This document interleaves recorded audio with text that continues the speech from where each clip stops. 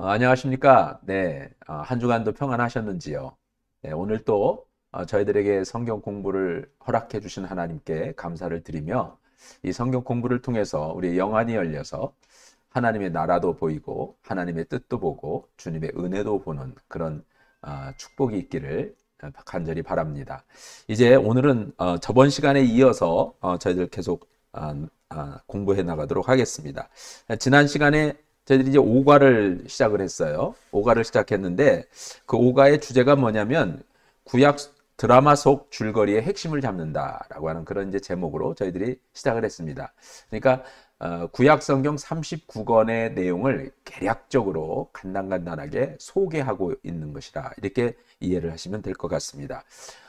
지금 이제 저희들이 큰 숲을 먼저 보고 그 다음에 조금 더 들어가서 이제 어떤 나무들이 거기에 있느냐, 어떤 종류의 나무들이 이렇게 군집지어 있느냐라고 하는 것들을 이제 저희들이 봤습니다. 그래서 성경은 골격이 있다라고 하는 말씀을 통해서 역사서, 그 역사서 중에서도 율법서와 유대 민족의 역사 이렇게 이제 분류했고요. 그 다음에 이제 체험서 그리고 예언서 중에서도 대예언서, 소예언서 이런 식으로 저희들이 그룹을 지어서 분류를 해가지고 다섯 그 영역으로 나누었습니다. 그래서 39개의 그런 성경을 저희들이 이제 보아나갔는데 오늘 같은 경우도 마찬가지입니다.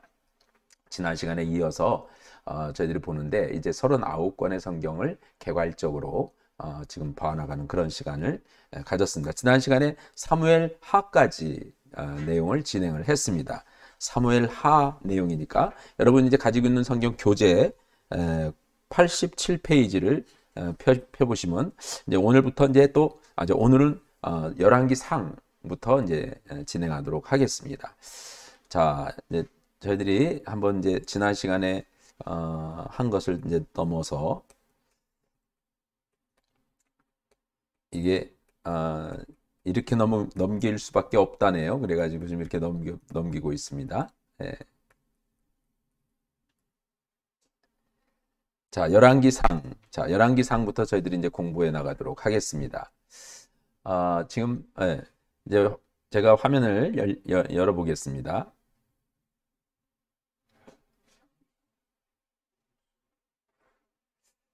네, 이제 보이시죠? 화면을 보는데 오늘은 여기 열왕기상부터 이제 저희들이 진행하면서 말라기까지 내용을 저희들이 간략하게 같이 봐나가는데 분량이 좀 많기 때문에 진행하다가 조금 시간이 안 되면 또 다음 주로 이렇게 같이 넘기는 식으로 하도록 하겠습니다. 자, 이제 열왕기상 하 이제 저희들 역사서 가운데 이스라엘의 열왕 역사를 공부하는데 지금 열왕기상은 그동안에 공부했던 것처럼 이제 사무엘 상은 사울 왕에 대한 이야기고요. 그 다음에 사무엘 하는 다윗에 대한 이야기라 말씀드렸어요. 다윗 왕에 대한 이야기. 이제 열왕기상은 솔로몬 왕, 즉 다윗 왕으로부터 물려받은 통일 왕국을 잘 통치하고 다스리다가 결국은 그가 하나님의 큰 축복으로 시작을 했지만 마지막에 또 많은 우상을 섬기게 되죠. 그래서 통일 왕국을 물려받았던 이 솔로몬이 지혜로 통치해서 부귀영화를 누렸지만 이제 백성들에게 너무나 지나친 노동력을 이렇게 요구를 했습니다. 그리고 무거운 세금을 징수할 수밖에 없었죠. 왜냐하면 성전을 지은 것은 다윗 왕이 성전 지을 수 있는 모든 것을 다 준비를 했기 때문에 성전 짓는 것은 그래도 백성들이 기쁨으로 노동력을 감수했지만 더 중요한 것은 왕궁을 짓는데 더 오래 걸렸습니다.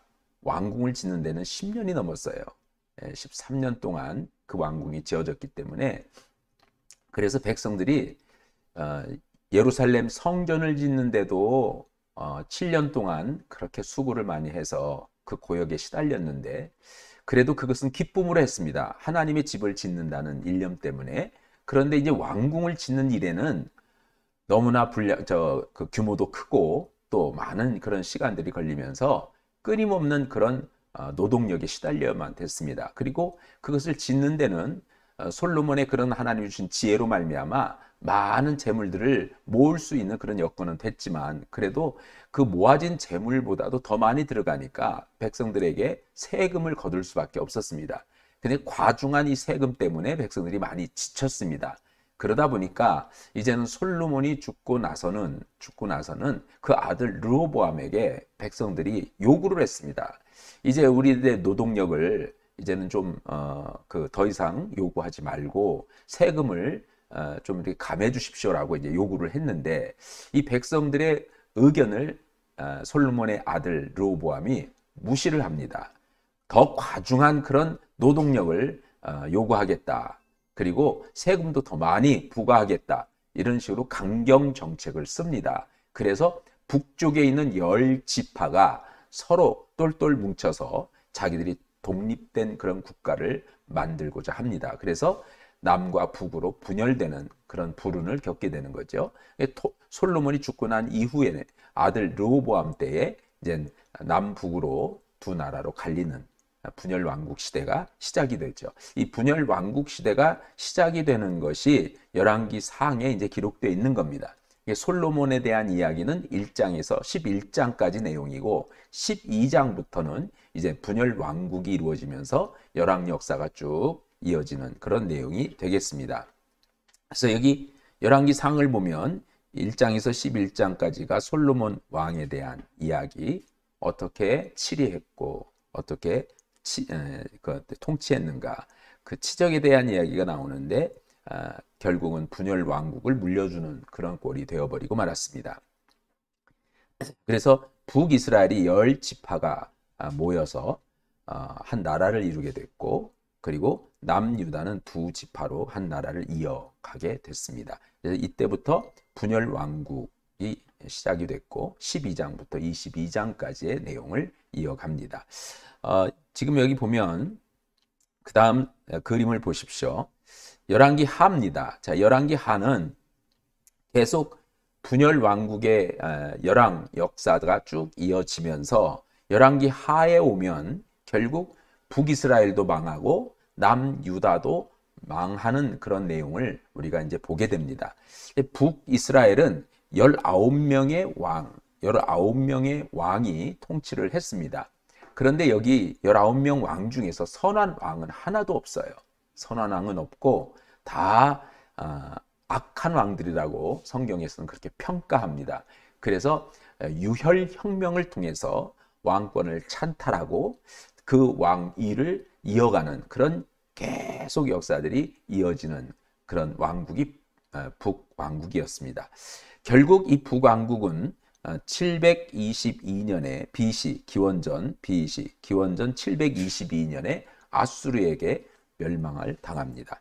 그리고 남유다 남왕국은요 역시 19명의 왕인데 여기에 여왕이 하나 있어요. 아달랴라고 하는 여왕인데 이세벨의 딸입니다. 즉 아합 왕, 북왕국의 왕 아합 왕, 시돈의 여왕이었던 여왕이 아니라 공주였던 이세벨이 결국 정략 결혼을 통해서 아합과 결혼을 하게 됐죠. 그래서 이 이세벨이 낳은, 즉 아합과 이세벨에게서 낳은 그 딸이 아달랴입니다. 이 아달랴가 유다 왕하고 결혼을 해요. 결혼을 했는데 그 남편이 죽고 그 아들이 뒤를 이었다가 그 아들이 또 죽고 나니까 이제 그 엄마인 아달랴가 왕권을 차지합니다. 그래서 여왕이 하나 있었어요. 이 여왕까지 포함하면 20명의 왕이라 이렇게 이제 봅니다. 유다라고 하는 나라는 20명의 왕이 계속 통치 다스리고 있었습니다. 선한 왕이 8명이나 됐어요. 이것은 무슨 얘기냐면 성경이 평가하는 겁니다. 즉 성경을 기록한 이 사가들이 평가하기를 그래도 다윗의 왕위를 이어가는, 즉 남왕국이 하나님 바라보면서 믿음 안에서 그렇게 통치하고 다스렸던 왕들이 8명이나 된다, 그런 얘기입니다. 그래서 선한 왕이 8명이나 된다. 그러나 결국 마지막에 이 유다라고 하는 이 남왕국도 결국 망하게 됩니다. 왜냐하면 북왕국처럼 북왕국이 거울이 되어서 하나님을 외면하지 않고 하나님을 등지지 않고 우상을 섬기지 않았으면 결국 망하지 않고 하나님께서 유다라고 하는 남왕국을 지켜줬을 텐데, 결국 그들도 역시 우상을 숭배하고 이웃 나라를 섬기고 하나님의 말씀에 불순종하게 되므로 바벨론에 의해서 멸망을 당합니다. 기원전 BC 586년에 망하게 됐죠. 이렇게 망하는 걸로 역사는 끝납니다. 그래서 열왕기 하가 북이스라엘의 멸망과 남유다의 멸망으로 끝나게 됩니다. 그리고 이어지는 게 사무엘 역대상입니다. 역대상. 자, 역대상이라고 하는 것은 역대기라고 하는 그 역사서는 설명드렸던 것처럼 이스라엘 백성들이 포로에서 귀환해 가지고 민족을 재건하는데, 그래도 민족을 재건할 때는 그래도 어떤 정신이 필요하잖아요. 그래서 다시 역사서를 씁니다. 다시 역사를 정립하는 거죠. 우리 민족은 이런 민족이었다라고 하는 것을 그 백성들에게 또 후손들에게 이것을 알리면서 자긍심을 갖게 하려는 것이었어요. 그래서 우리는 다시 하나님께서 우리를 이곳으로 돌아오게 하셨다. 우리는 여기서 다시 과거의 영화를 되찾아야 된다라고 하는 어떤 그런 자긍심을 갖게 하기 위해서 역사를 씁니다. 그 쓰여진 역사가 바로 역대기입니다. 그 역대기를 쓰면서 역대상하의 내용이 어떤 내용이냐면, 실패한 사울 왕은 빼고 다윗 왕부터 역사가 시작이 됩니다. 다윗 왕. 그래서 우리의 어떤 그런 민족, 과거에 우리 선조들이 이루었던 그런 나라는 통일 왕국이었다. 이 통일 왕국을 이룬 다윗 왕부터 시작을 해서 솔로몬으로 이어지고, 솔로몬으로 이어진 이후 분열 왕국을 이루었다라고 하는 그런 내용을 담지 않고, 자연스럽게 솔로몬의 아들 르호보암이 그 왕위를 이어받고 계속 남왕국, 남유다의 열왕들이 쭉 이어져서 결국 마지막에는 우상을 숭배하는 그런 왕들로 인하여 하나님의 말씀에 불순종하고 하나님의 말씀을 듣지 못하는 그런 이렇게 백성들의 그런 하나님을 믿지 않는 불신앙을 통해서 결국 망하게 되었다. 그런데 우리가 포로로 끌려갔지만 다시 우리 돌아와서 민족을 다시 재건하게 된다라고 하는 이제 그런 내용의 취지로 역사서를 쓰는데, 이 역대기라고 하는 게 바로 그렇게 북이스라엘의 열왕들에 대한 이야기는 없어요. 그리고 남왕국 이야기만 쭉 이어집니다. 이어지면서 결국 남왕국이 멸망하는 그런 내용까지 이제 기록이 되어 있는 역사서라, 이렇게 보시면 되겠습니다. 자, 그러다 보니까 사무엘 하는 사울 왕부터 다윗 왕에 대한 이야기잖아요. 그렇죠? 사무엘 상은 사울 왕에 대한 이야기니까 사울 왕에 대한 이야기는 이제 빠지고 사무엘 하가 바로 역대상이에요. 설명드렸던 것처럼 사무엘 하는 다윗 왕에 대한 이야기니까 역대상은 다윗부터 시작한다 그랬잖아요. 다윗 왕부터. 그러니까 이제 사무엘 하의 내용이 역대상의 내용을 담고 있는 거다. 그렇게 이해하시면 되고, 말씀드렸던 것처럼 다윗 왕의 생애를 보면 사무엘 하는 치세를 강조했어요. 어떻게 통치하고 다스렸다라고 하는 걸 강조한 반면에 역대상은요, 성전을 강조합니다. 그래서 이 다윗 왕이 일생 동안 살면서 뭘 했냐? 성전을 짓기 위한 준비 작업을 했다라고 그렇게 기록을 하는 거예요. 모든 나라를 이제 막 점령해서 영토를 넓히고, 그래서 통일 왕국을 이룬 이 다윗이 그렇게 하나님이 승승장구하게 하면서 많은 부를 누리게 하신 것은 성전을 짓기 위해서였다. 그래서 다윗이 성전을 지으려고 했는데 하나님께서 내 손에는 피가 많이 묻었지 않았느냐? 네 손을 통해서 지어진 성전을 내가 받지 아니하리라.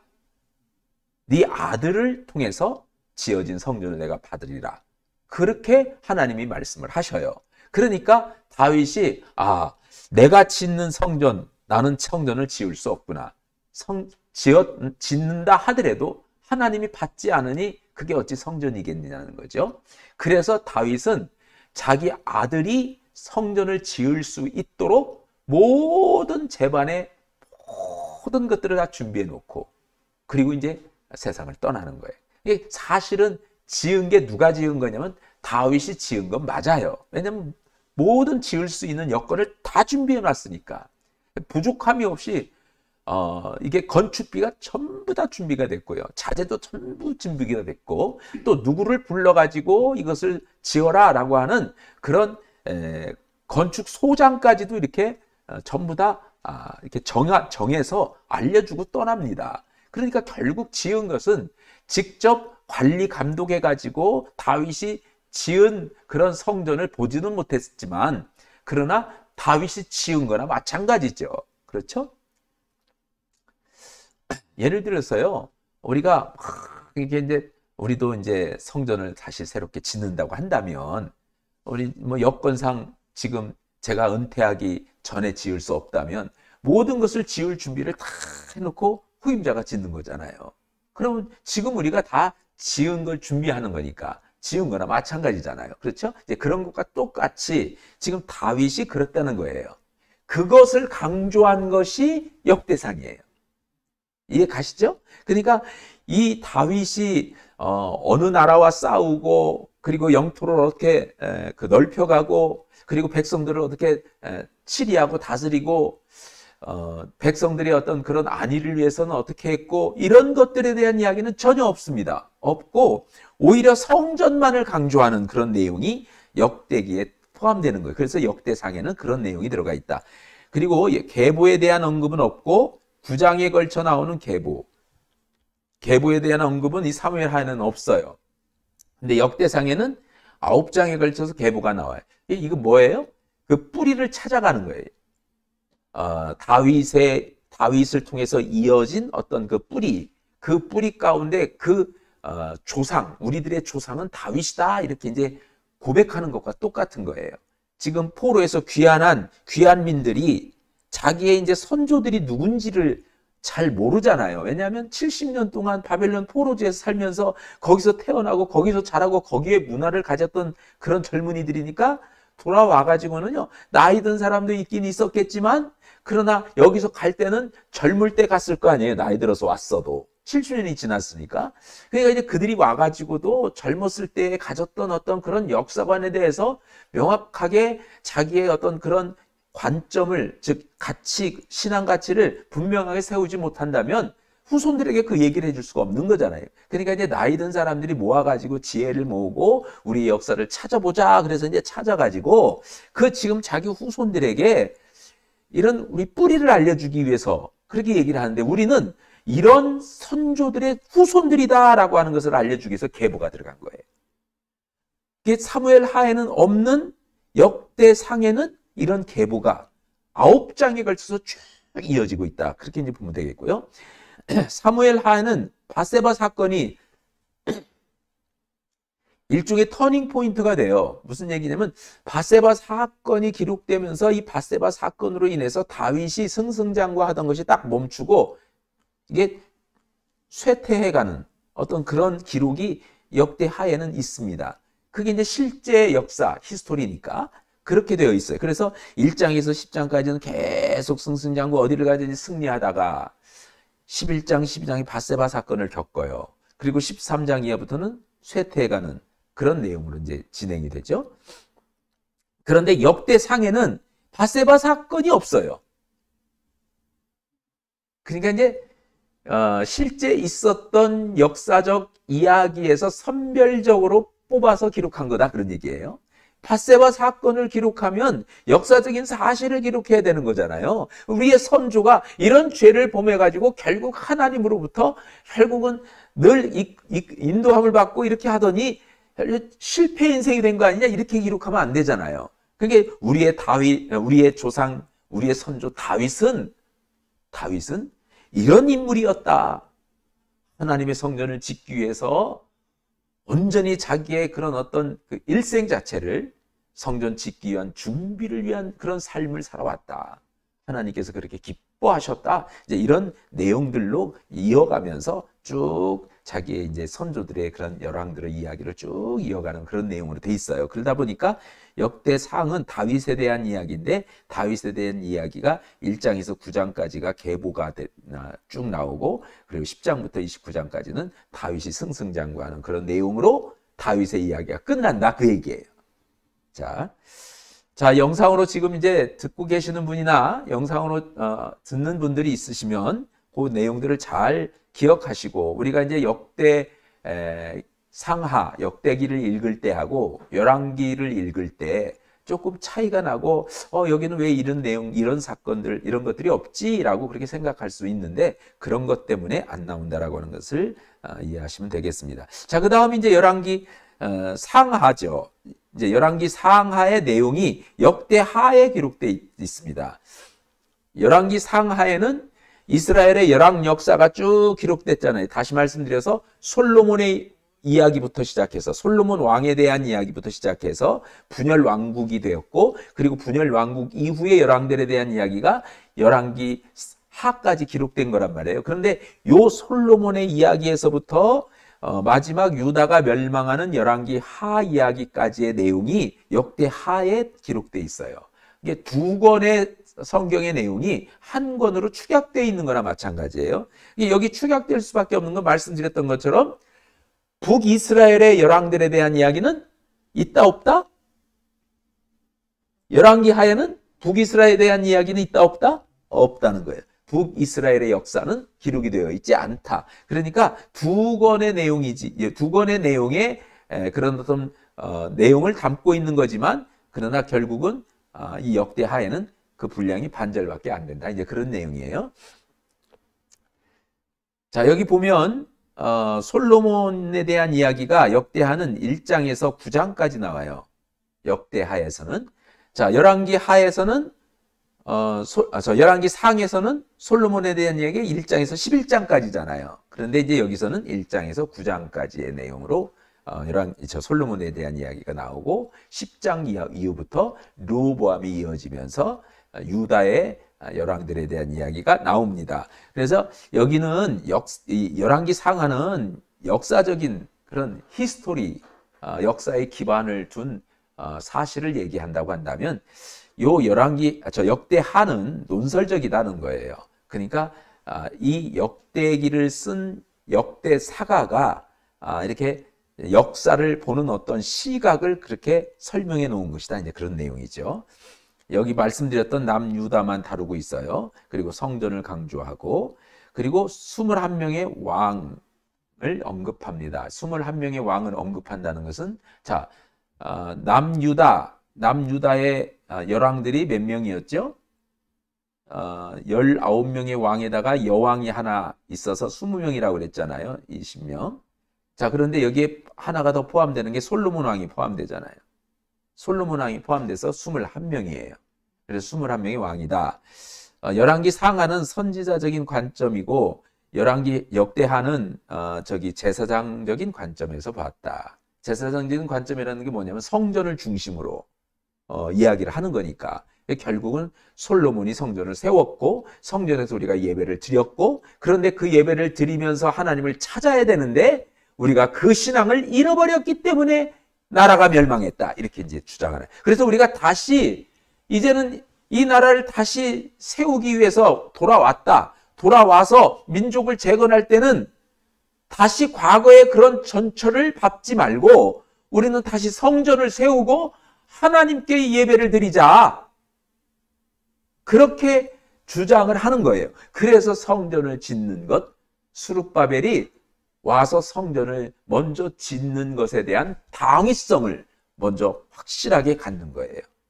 그런 내용을 품고 있는 것이 역대하다 그런 얘기죠. 역대기가 그런 역사를 가지고 있다. 자, 그래서 이제 여러분이 가지고 있는 이제 역대하 내용을 이제 보면 그런 내용을 품고 있는 거죠. 그래서 역대하의 내용들을 통해서 우리는 하나님의 마음에 합한 다윗을 기준으로 각각 왕들에게 점수를 매기고 있다라고 하는 것을 이제 우리가 기억을 하면서 이런 제사장적인 관점에서 이 역사서를 썼다라고 그렇게 이해를 하시면 되겠습니다. 자, 그 다음이 이제 에스라서입니다. 에스라 15번 에스라서입니다.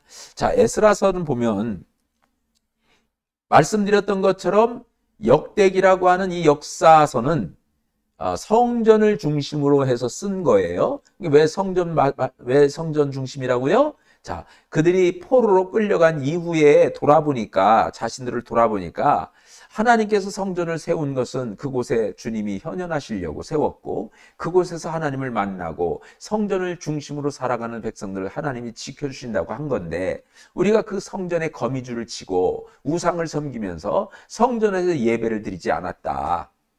그러니 다시 우리가 민족을 세울 때, 즉 민족을 재건할 때는 이 성전을 다시 세워야 된다. 그래서 수룹바벨이 인도하에서 온 백성들이 성전을 세워야 되는 당위성에 대해서 계속 주장을 하면서 이 역사서를 쓴 거란 말이에요. 그러다 보니까 이제 수룹바벨이 이 성전을 지은 거, 이게 지금 여기 보면 에스라서는 바로 이 수룹바벨이 와가지고 성전을 지은 내용에 대한 이야기예요.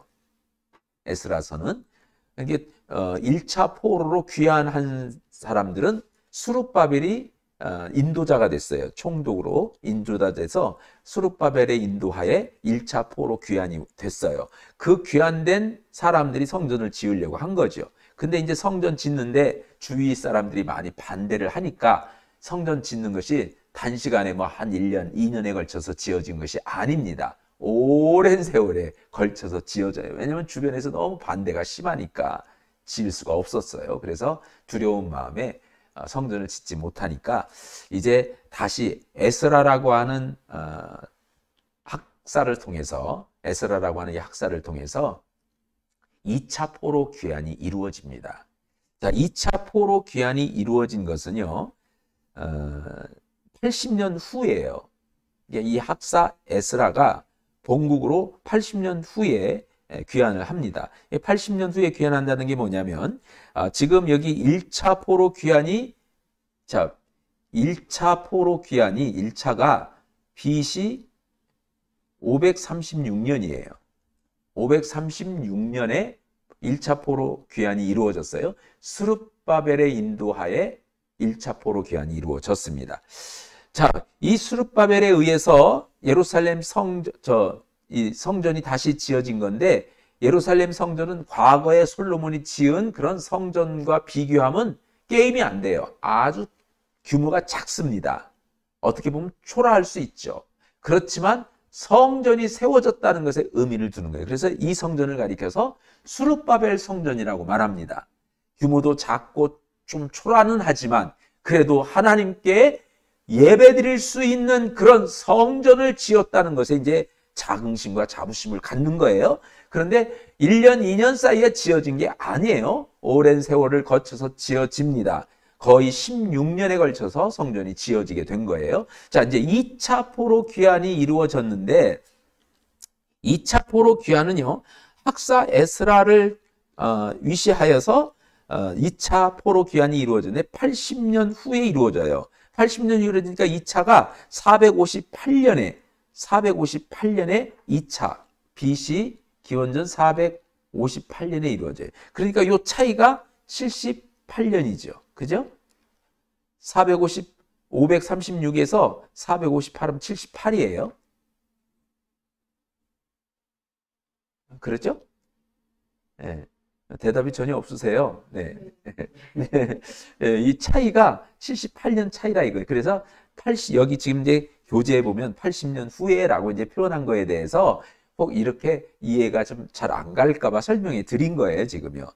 그래서 이제 1차 포로 귀환 이후 80년 가까이 78년이 지나서 2차 포로 귀환이 이루어졌고, 이제 성전은 세워졌지만 여호와의 신앙, 즉 야훼 신앙을 아직도 회복시키지 못한 이스라엘 백성들에게 학사 에스라가 와가지고 영적인 부흥운동을 펼쳐요. 그래서 백성들에게 다시 신앙을 불지펴 주게 되는 거죠.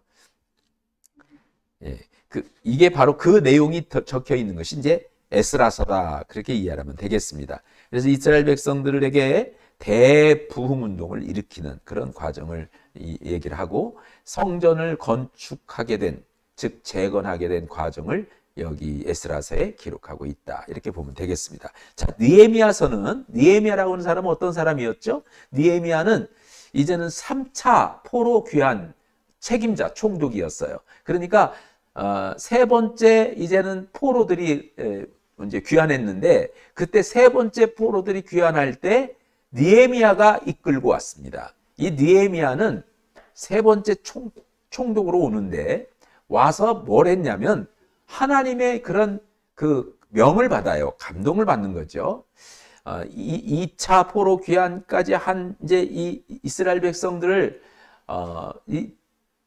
그 바벨론의 포로로 끌려간 사람들 가운데서도 느헤미야의 동생 하나냐가 요 지금 상황이 어떤지 한번 둘러보고 싶어서 왔어요. 왔더니 말이 아닌 거예요. 이미 벌써 수십 년이 지났으니 나라가 번듯하게 잘 재건되어 있겠지 생각했는데 그게 아니었어요. 성전은 지어졌지만 성벽이 그들을 보호해 주지 못하니까 주위에 있는 모든 다른 이방 민족들이나 다른 그런 사람들이 끊임없이 유대 민족을 괴롭히는 거예요. 이스라엘 백성들을 괴롭히는 거예요. 그래서 괴롭힘을 당하는 그런 이스라엘 백성들이 신앙을 지켜가기가 어려운 거예요. 예. 신앙을 지켜가기가 어려운 것입니다. 그래서 이제 그들은요, 성전을 중심으로 여호와의 신앙을 정말 잘 그러면 회복해가지고 영적 부흥 운동을 통해서 열심히 그런 믿음 생활을 하고 그래서 민족을 재건하는 그런 일을 해야 되는데 이스라엘이라고 하는 나라가 이곳에 와가지고 털을 잡고 그 민족이 재건이 되면 자기들이 어려울 것 같으니까요. 끊임없이 방해를 합니다. 그러니까 이제 성벽이 없으니까 자기가 보호되지 못하잖아요. 그래서 성벽 짓는 것을 끊임없이 방해를 해왔어요. 이 소식을 전해들은 느헤미야가 하나님 앞에 기도하죠. 금식하면서 기도합니다. 그랬더니 하나님이 응답하셔서 네가 가서 성벽을 세워라 그런 거예요. 이 느헤미야는 당시에 바벨론 왕의 술 관원장이었어요. 아주 어떻게 보면은 그 당시로서는 유대인으로서 거기까지 올라간 것은 굉장히 큰 관직에 오른 거예요. 그래서 거기서 이제 왕과 굉장히 가까운 친밀한 관계에 있었기 때문에 왕의 어떤 그런 원조를 받아가지고 결국 포로에서 귀환해서 성벽을 짓습니다. 그리고 왕의 총애를 받았었기 때문에 너는 성벽을 짓고 다 단둘이 한 다음에 다시 돌아와야 된다. 그렇지 않으면 내가 보낼 수 없다. 그런 거예요. 그래서 이제 다시 돌아간 거죠.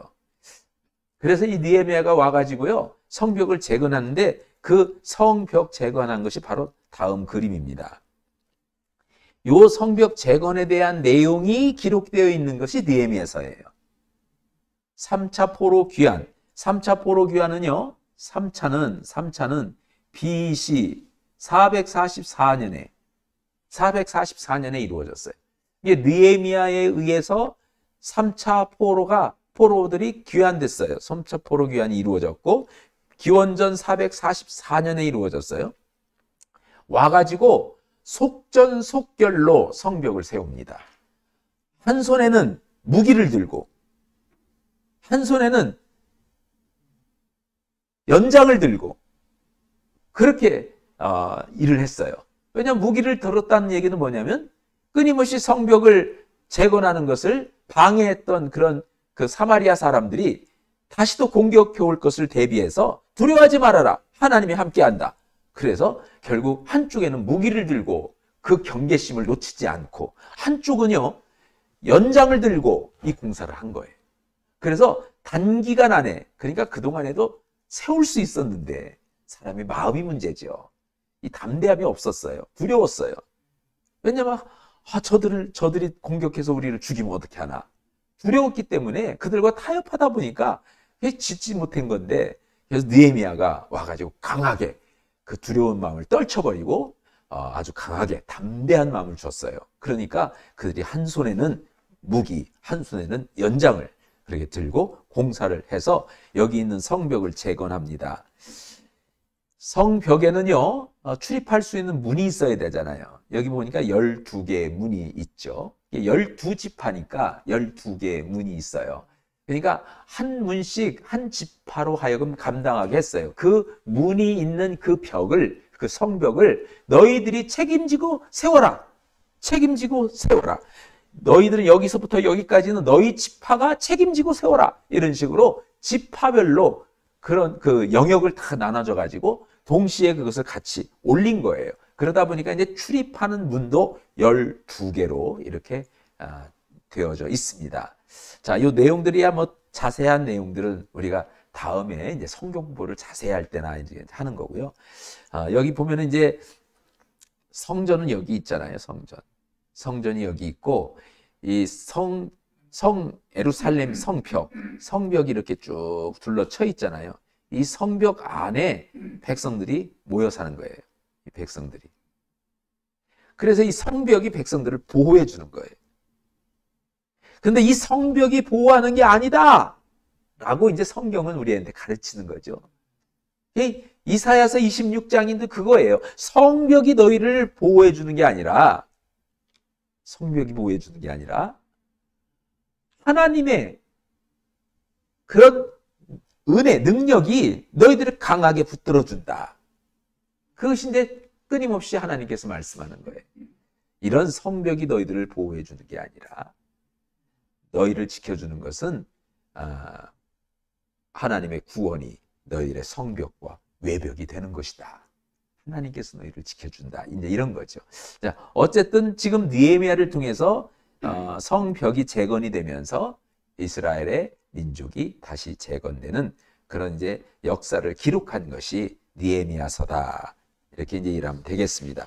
자, 그 다음에 이제 에스더서예요. 에스더서는요, 말씀드렸던 것처럼 에스더서는 그렇게 지금 스룹바벨이 와가지고 성전을 재건할 때, 그때 포로 귀환해서 민족을 재건해가는 그 과정 가운데 있을 때에 포로지에서 페르시아라고 하는 그런 이제 바벨론이 페르시아에 의해서 멸망당했잖아요. 이게 페르시아에게 멸망됐어요.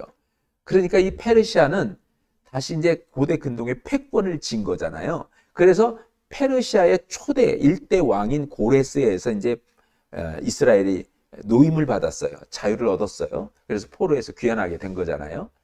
자, 그 페르시아의 왕 때 있었던 이야기예요. 여기에서는 사단이 이제 역사한 거죠. 하만이라고 하는 아말렉 후손을 통해서 이 하만이라고 하는 사람은 왕의 두 번째 그런 권력을 쥔 그 서열 2위였어요. 그러니까 그런 막강한 권력을 쥐고 있었기 때문에 그때 이제 자기의 어떤 조상의 그런 원수라고 생각하는 유대민족들이 눈에 가시 같았어요. 그래서 유대민족을 멸살시키려고 이 하만이 작업을 합니다. 결국은 왕도 속이고 다 속여서 결국 한날 한시에 전 지역에 흩어져 있는 유대민족들을 전부 싹 몰살시키려고 계획을 세웁니다. 그것을 모르드게라고 하는 사람이 알게 돼요. 모르드게가. 그것 때문에 모르드게는 그 유대민족들 규합을 해가지고 우리 끊임없이 하나님 앞에 기도하자. 우리가 살 길은 하나님이 도우시는 길밖에 없다. 정치적인 어떤 그런 역할로 살 수 있는 길을 찾는 게 아니에요. 그렇게 찾을 수 없습니다. 여러분, 믿는 하나님의 자녀들은요, 하나님이 돕지 않으면 우리가 살아갈 수가 없는 거예요. 그러니까 우리는 끊임없이 하나님께 기도하는 거예요. 그래서 이 모르드게의 사촌, 즉 모르드게의 사촌이 에스더인데 에스더가 왕후가 됩니다. 이게 왕후가 된 것은요, 바로 유대민족을 구하라고 왕후의 자리에 앉혔다. 모르드게가 왕후가 된 에스더에게 찾아가서 부탁을 한 거예요. 왕에게 나가서 이 사실을 좀 알려달라고. 그래서 이 민족을 좀 구해달라고. 그랬더니 모르드게가 이제 그 에스더가요, 불안하니까 자기도 죽을지 모르니까 아유 나 못하겠어요. 왕한테 나가면 그 자리에서 그냥 죽여요. 이렇게 얘기를 한 거예요. 그랬더니 왕후여, 하나님이 이때를 위해서 왕후의 자리에 앉게 하신 것이 아닙니까? 한번 기도해 보십시오. 만일 왕후가 그렇게 하지 않는다면 하나님은 다른 사람을 통해서 이 민족을 구원하겠지만, 그러나 왕후는, 당신은 하나님의 심판을 받을 겁니다. 그러면서 돌아가요. 기도해 보니까 그래, 하나님이 이 자리에 앉힌 것은 이때를 위함이 아니겠는가 하고 죽으면 죽으리라 하고 왕 앞에 나가요. 그 당시 때 그 어떤 그런 법이 뭐냐면, 왕후들이, 이제 왕비들이요, 왕이 오라 해야 가는 거지, 자기들이 자발적으로 가면 왕이 기분 나쁘면 그냥 저 감옥에 가둬놓고 저 처형시켜라, 그럼 죽는 거예요. 근데 대부분 다 그렇게 죽어요. 왕이 오라고 해야 되는 건데, 그러니까 왕후들이, 또 어떤 왕비들이 누구도 왕 앞에 갈 수가 없었어요. 그러니까 이제 이 에스더가 그것을 아니까 가기가 참 어려웠던 거죠. 그런데 내가 죽으면 죽으리라 하고 갑니다. 갔는데 하나님이 하신 역사죠. 하나님이 그렇게 만드셨어요. 그래서 결국은 하만의 이런 계략을 알게 되고, 오히려 하만은 죽고 유대민족이 다시 살아나고 하만의 자리에 모르드게가 올라갑니다. 그런 내용을, 그래서 포로로 끌려갔던 유대민족들이 포로지에서 하나님의 은혜로 구원받은 그 사건을 기록한 것이 에스더서입니다. 이게 포로지에 있었던 한 이야기예요. 그게 에스더서다. 그래서 위험에 처한 유대인들 1장에서 5장까지, 6장에서 10장까지는 구출된 유대인들에 대한 이야기. 위험에 빠진 모르드게가 나중에는 권세를 잡았어요. 그리고 위기 상황을 전개했는데 후반에는 이제 그 상황이 해소가 됐다. 에스더가 왕비가 되므로 결국 에스더를 통해서 하만이 징벌받고 유대민족이 구원받았다라고 하는 내용을 품고 있는 게 에스더서다라고 하는 거죠. 자, 그 다음에 이제 이어지는 게 뭐예요? 이제 에스더서까지 17권의 역사서가 끝났어요. 자, 이어지는 것이 체험서잖아요. 욥기, 시편, 잠언, 전도서, 아가서라고 하는 체험서입니다. 자, 체험서도 우리가 잠깐 이제 살펴보는 건데요. 5권의 시가서라고 하는 이 체험서, 욥기부터 봅니다. 자, 욥기. 자, 욥기라고 하는 이 말은 우리가 그동안에 배웠잖아요. 이건 어느 시대에 쓰여진 이야기라고요?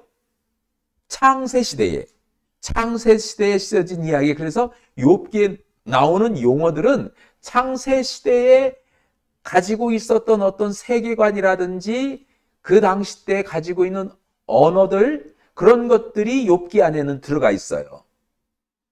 그러니까 이 욥기라고 하는 이야기가 옛날부터 전해져 내려온 이야기인데 이게 언제 되어진 이야기인가 보니까 이건 창세 시대에 있었던 이야기구나. 이제 그렇게 이제 우리가 추정하는 거죠. 그래서 욥기는요,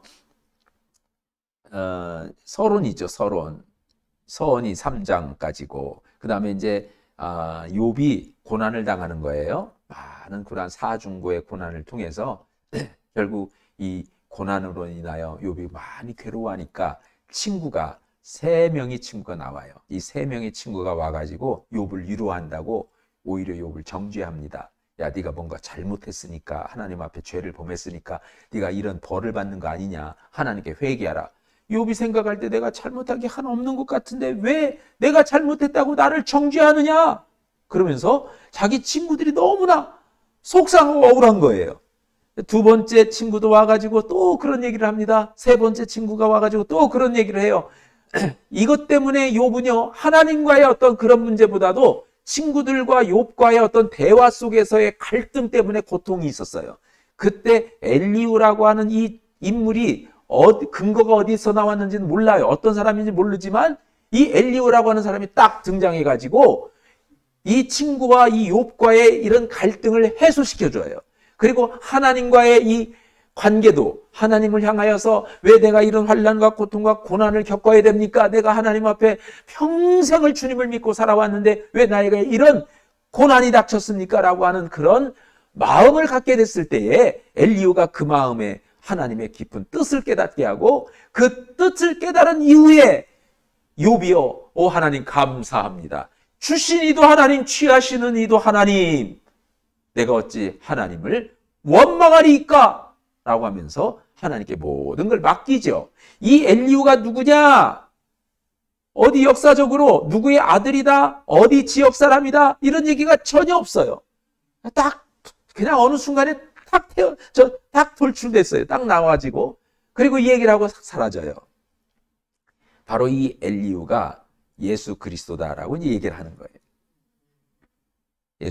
왜냐하면 하나님과 우리 사이, 우리가 사람과 사람 사이의 불화, 이런 것들 때문에 고통과 아픔 가운데 있는 우리 인생들을 위해서 예수님께서 이 땅에 오셔서 화해자로, 화목제물로 오셔서 우리를 하나님과 화해시켜 주시고 내 형제들과 이웃들과 화해시켜 줘서 우리가 진정 하나님의 나라의 기쁨을 맛보게 해주셨다. 그래서 이 욥기를 통해서 우리는 예수 그리스도의 구속을 여기서 보는 겁니다. 자, 우리가 처음에 시작하기 전에 기도했어요. 영상으로 이제 이 시간에 참여하신 분들은 그 기도 내용은 못 들었죠. 기도하고 저희들이 영상을 켰으니까.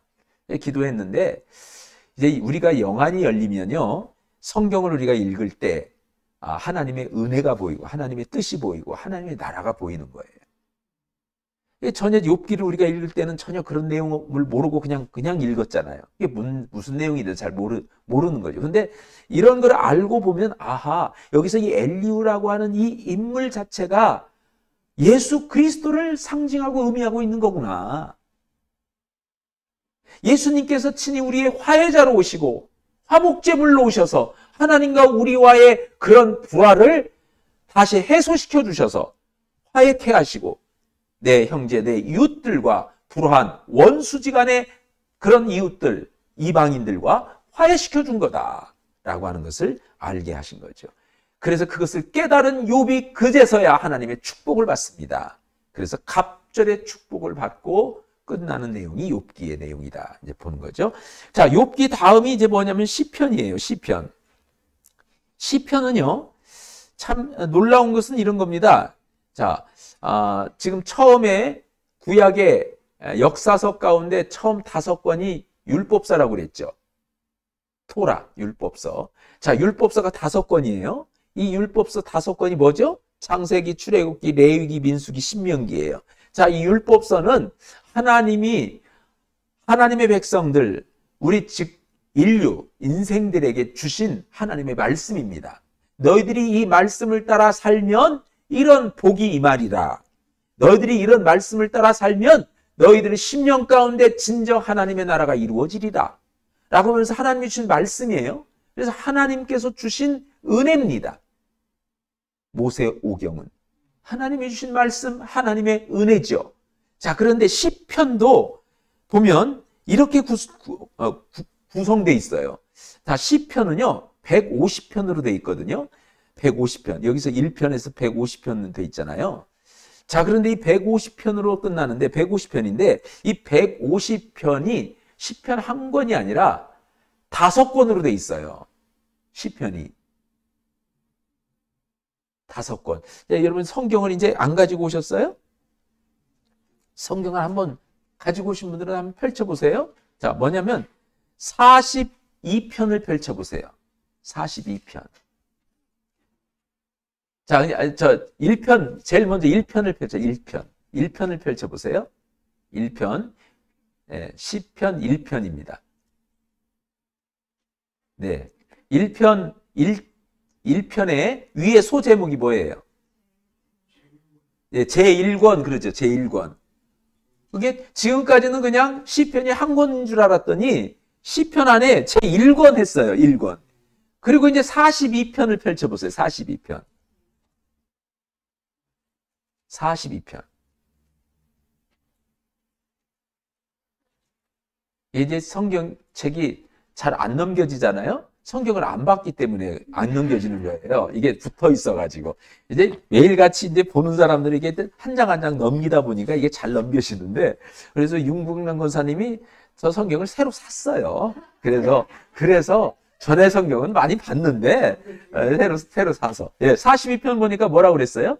제2권 그랬잖아요. 자, 그러니까 시편은 150편으로 돼 있지만 사실은 5권의 시편들이 모여져 가지고 한 시편을 이룬 거예요.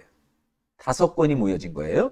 자, 거기 이제 여기 표를 보세요. 표. 여러분 교재를 가지고 있는 표를 보면 여기 1편에서 41편 이게 한 권, 1권이에요. 1권. 이 42편에서 72편이 2권이고요. 73에서 89가 3권.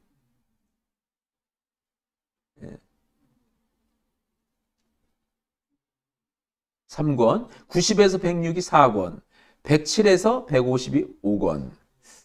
이게 딱딱 떨어지면 참 우리가 기억하기 참 쉬운데, 여기 이제 떡도 떨어지지 않기 때문에 외기는 어렵고요. 여러분, 하여튼 5권으로 되어 있다. 근데 이제 놀라운 건 이거예요. 뭐냐면, 이 내용이 모세 오경과 짝을 이루어요. 그러니까 1권은 창세기의 주제와 유사합니다. 1권은 창세기의 주제와 유사해요. 2권은 출애굽기의 주제와 유사합니다. 3권은 레위기의 주제와 유사하고 4권은 민수기, 5권은 신명기의 주제와 유사합니다. 이게 무슨 얘기냐면 이런 거예요. 자, 우리가 이제 어떻게 이걸 이해하냐 되면 하나님께서 모세 오경은 우리에게 주신 하나님의 축복, 선물입니다. 하나님이 우리에게 주신 은혜요. 하나님이 주신 우리에게 선물이에요. 시편은 뭐냐면 그 주님이 주신 은혜, 주님이 주신 그 축복, 그 선물을 받은 우리가 하나님께 감사로 올려드리는 게 시편이에요. 그러죠? 이게 모세 오경은 하늘에서 우리에게 은혜를 내려주신 거고 그 은혜에 감사해서 우리가 하나님 앞에 감사 찬송과 찬양을 드린 것이 시편이란 말이에요. 이게 신앙이라는 게 뭐예요? 주님이 우리를 구원해 주시고 주님이 우리와 함께 계셔서 날마다 하나님의 은혜 안에 살게 하시고 우리의 고통 가운데 환난 가운데 있는 우리를 건져주시는 하나님의 은혜를 받았으면 감사하면서 사는 게 신앙이란 말이에요. 근데 그 감사가 있어요 없어요? 세상 사람들? 세상 사람들 없어요. 당연히 받아야 될 건데 뭐 내가 받았다고 그걸 감사해? 당연한 건데. 부모님의 은혜에 감사하는 자식은요 효성이 있는 거예요. 그런 자식은요 하나님이 잘 되게 하신대 성경에. 왜? 감사를 아니까. 근데 어떤 자식들은요 부모로서 자식 낳았으면 당연히 하는 거지. 당연한 거지 뭐. 그러면서요 못해주는 거에 대해서 부모를 원망하고 불평하고 못해준다고 오히려 부모를 때리고. 야, 우리가 이 방송에서 나오는 것 내용들을 보면요 정말 사람이 아닌, 즉 하나님이 주신 그런 어떤 심성을 잃어버린 그런 악한 마음을 품은 그런 짐승 같은 본성을 가진 사람들이 있어요. 짐승도 그렇게 안 하잖아요. 근데 사람이 그렇다는 거예요. 그래서 신앙은 바로 그 감사를 잃어버린 인생들에게 다시 예수 그리스도를 통해서 이 감사를 회복해 주신 거예요. 그러니까 신앙생활 할 때는요, 이 감사가 꼭 있어야 되는 거예요. 이 감사가 있는 사람은 하나님이 크게 더 큰 복을 주신다고 성경이 약속한 거예요. 여러분, 그것을 성경은 곳곳에서 얘기하고 있어요. 여호와를 경외하라. 경외한다는 게 감사거든요. 여호와를 경외하라. 그리하면 내게 복이 임하리라. 여호와를 찬양하라. 그리하면 내 인생에 하나님께서 들어와도 나가도 떡반죽 그릇에 떡이 떨어지지 아니하리라.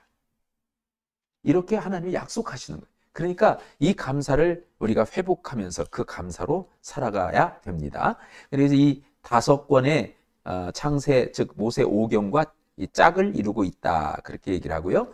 1권은 대부분이 다윗의 시, 2권은 고라의 시, 다윗과 고라의 시, 또 3권은 아삽의 시고 대부분이, 4권은 저자불명이고 5권은 다윗의 시. 이게 전부가 다 다윗이 쓴 것은 아니에요. 다윗이 쓴 건 아니고, 예, 다윗이 쓴 시들이 이제 주로 많이 있어요. 많이 있기 때문에 그렇지만 다윗이 꼭 쓴 것만은 아니다. 고라라고 하는 그런 사람이 썼고 아삽도 썼고 이렇게 또 저자가 없는 그런 시도 있다. 이렇게 이제 이해를 하시면 돼요. 그러니까 잠언으로 넘어간다. 잠언은요. 이제 잠언은 뭐냐면 우리가 이제 아는 것처럼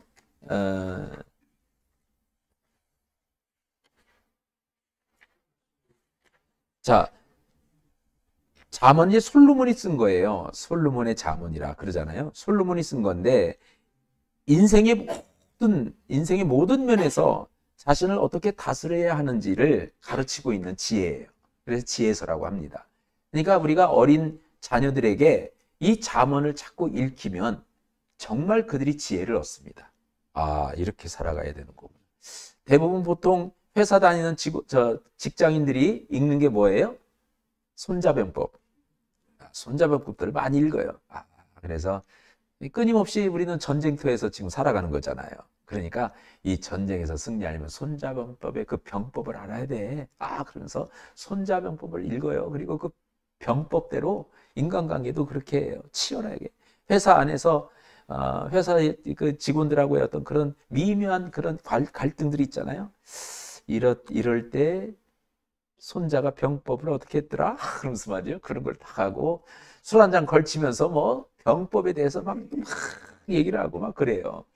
근데 그 병법보다도 더 잘 알고 이 병법에 대해서 아주 능통하신 분이겠죠? 우리 권사님. 병법에 대해서 능통하시죠. 예, 평생을 군에서 살아셨기 때문에. 그런데 이런 병법을 아는데 하나님은 이 병법으로 이기는 게 아니다라는 거예요. 하나님의 지혜로 이긴다.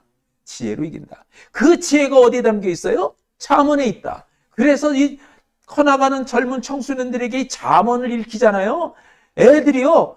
벌써 이 지각이 탁 튀어나요. 이렇게 살아가야 되는 거구나. 인생이 이런 거구나.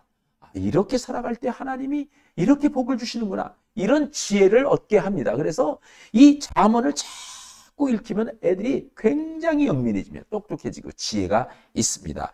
자, 이 잠언을 보면요. 1장에서 31장까지 기록되어 있는데 그러니까 이 31장까지 기록되어 있는 것도 매일 하루에 한 장씩을 한 달에 한 번 읽어요. 네? 31일까지 있는 달이 있잖아요. 한 장씩 읽으면요. 한 달에 한 번씩 읽어요. 근데 이것을 1년에 12번 읽는다고 생각해 봐요. 그러면 뭐 그냥 지혜가 아이들한테 막 굉장하죠. 진짜 굉장하죠. 한 달에 근데 하루에 한 장 읽는 거 어렵지 않잖아요. 또 어떤 건 또 짧아요. 그러니까 애들 짧게 한번 읽어라 하면요. 사실 읽을 수 있는 건데 매일 한 장씩만 읽어서 1년 동안 계속 읽혀서 12번만 읽으면요. 그냥 달달달달해요. 애들. 그리고 지혜가 아주 번뜩입니다.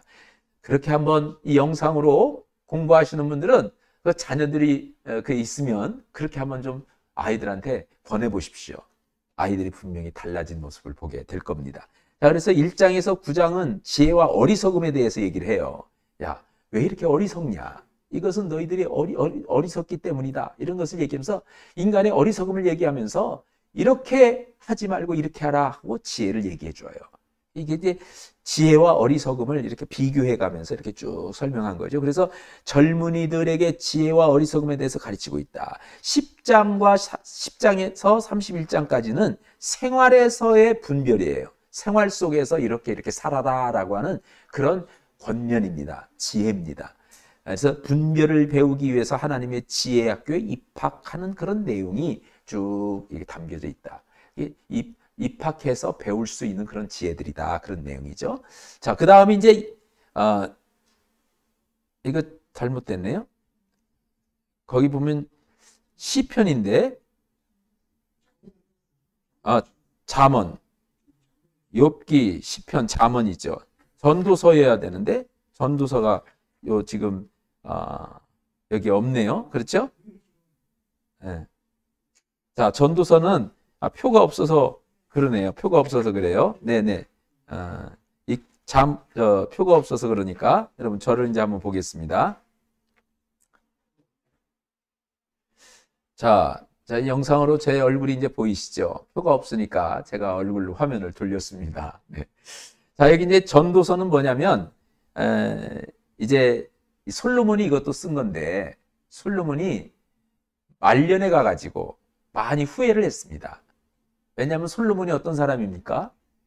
자기 아버지 다윗으로부터 통일 왕국을 물려받고, 그리고 아버지의 명을 따라서 제일 먼저 하나님 앞에 일천번제를 드리고, 왕으로서 하나님께서 왕으로 세워주셨는데 내가 어떻게 해야 합니까? 저에게 지혜를 주십시오. 모든 백성들이 출입할 때 하나님의 뜻을 따라서 저들을 재판할 수 있도록 지혜의 마음을 주십시오. 지혜를 달라고 구했어요. 그랬더니 하나님이 그 구하는 기도가 너무 아름다웠어요. 야, 모든 사람들은 다 부귀영화를 구하는데 너는 지혜를 구하는구나. 하나님의 마음을 구하는구나. 하나님의 마음. 왜냐하면 하나님의 마음을 알아야 백성들을 치리하고 다스리잖아요. 재판할 수 있잖아요. 그러니까 내가 하나님께서 맡기신 이 왕의 자리에서 이걸 잘 백성들을 치리하고 다스리려면 하나님의 지혜가 필요합니다. 지혜 달라고 구하는 이 솔로몬을 하나님께서 기뻐하셔서 지혜를 주실 뿐만 아니라 구하는 대로 지혜를 주셨어요. 지혜를 주실 뿐만 아니라 덤으로 부귀영화를 주세요. 근데 그것이 어떤 부귀영화냐면 전에도 없었고 앞으로도 없을 전무후무한 부귀영화. 그래서 지금도 솔로몬이 누린 그 부귀를, 그 영화를 지금도 누린 사람이 없어요. 어마어마한 거죠. 그런 솔로몬이었어요.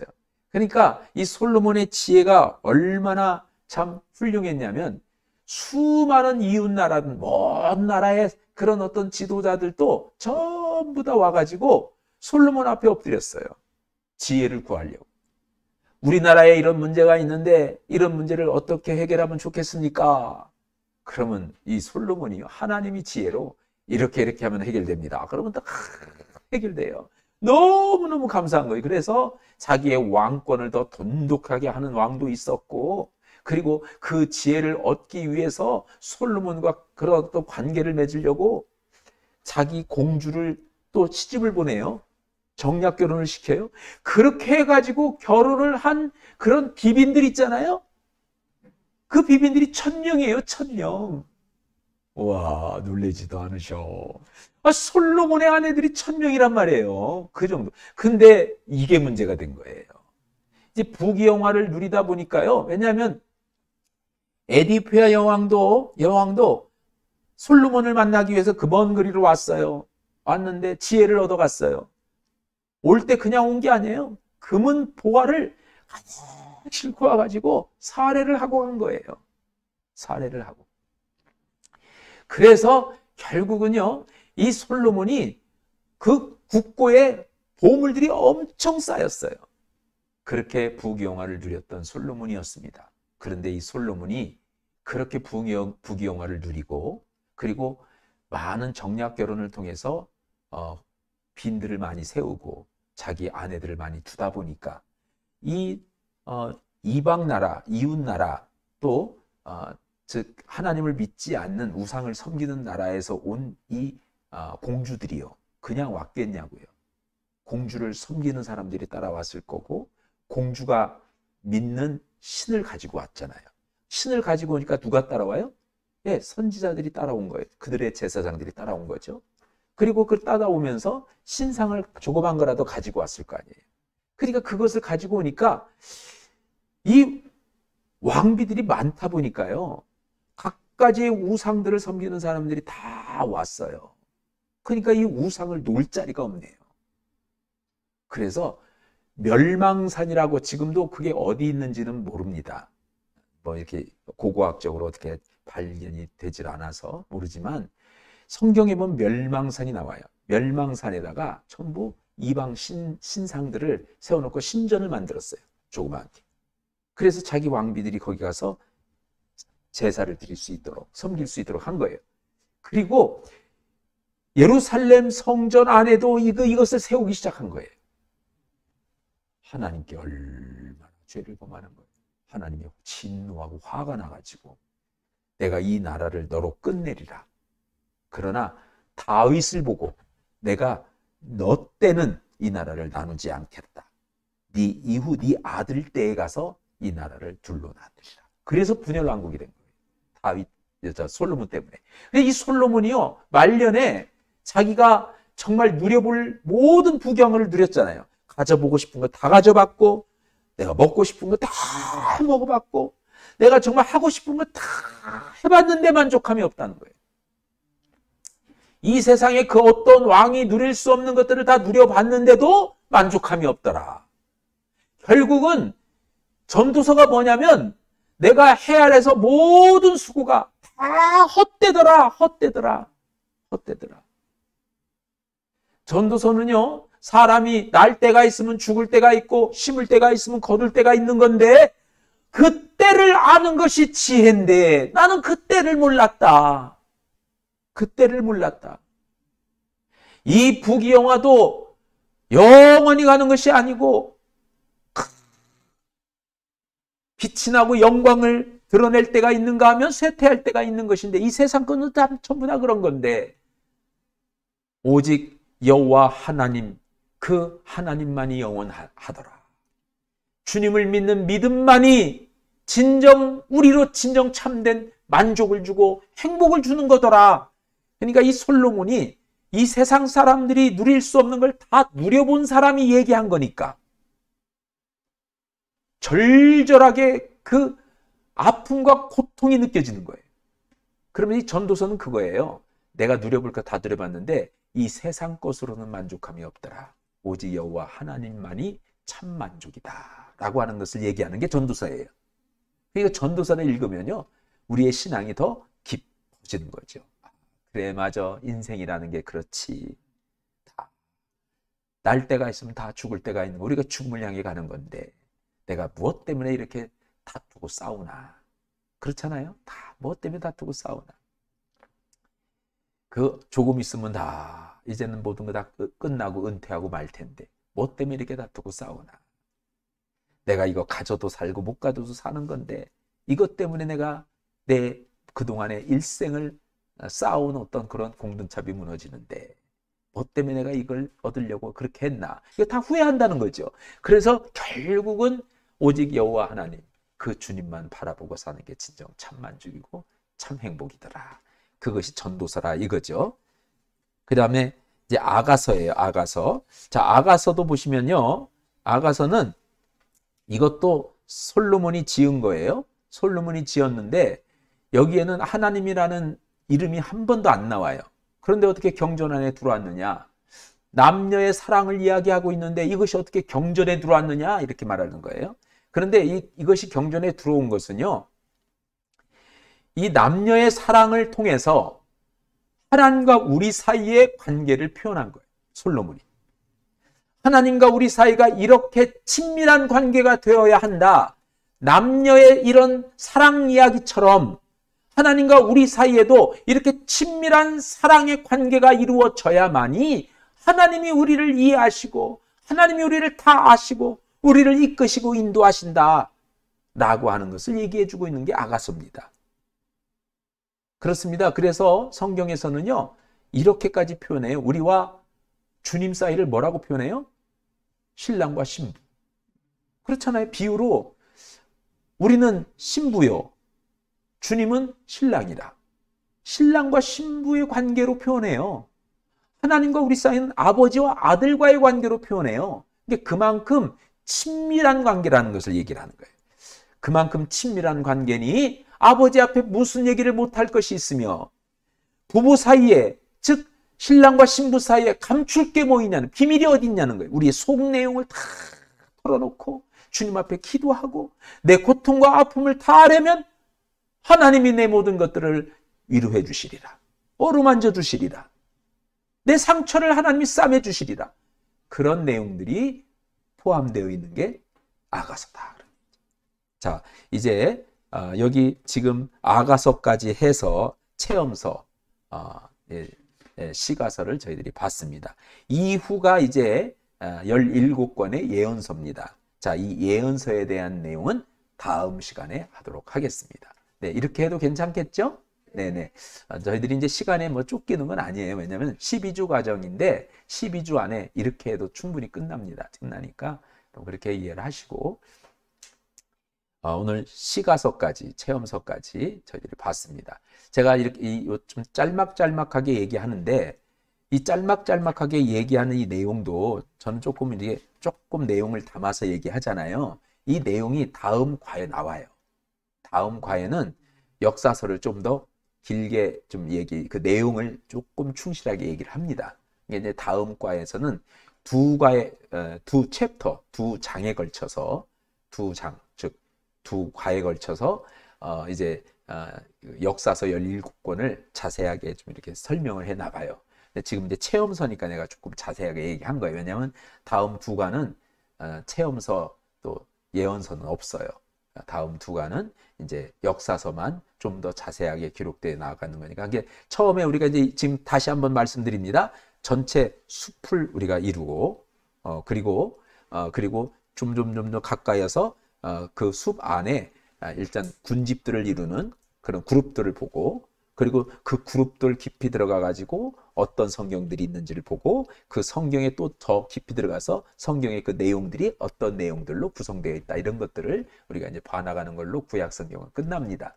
이것도 어떻게 보면 이제 개괄적인 거지만 그래도 우리가 이 정도는 알고 신앙생활을 해야 있어 보인다. 그것을 꼭 잊지 마시고 그래야만이 하나님의 은혜를 보고 그렇죠? 하나님의 은혜를 보고 그리고 하나님의 그런 구속의 역사를 우리가 읽어갈 수가 있다. 하나님의 나라를 보게 된다라고 하는 그런 내용이 되겠습니다. 자, 오늘 지금까지는 제가 지금 화면으로 이렇게 보고 있었던 거죠. 자, 이 시간까지도 수고하셨습니다. 다음 주에 다시 한번 볼 텐데요. 한 가지 부탁드릴 것은 다음 주는 제가 제주도를 다녀오게 될 일이 있어서 제주도를 다녀온 바람에 다음 주는 좀 건너뛰도록 하겠습니다. 쉬도록 하겠습니다. 그렇게 해주시고 그 다음 주에 뵙도록 하겠습니다. 수고하셨습니다.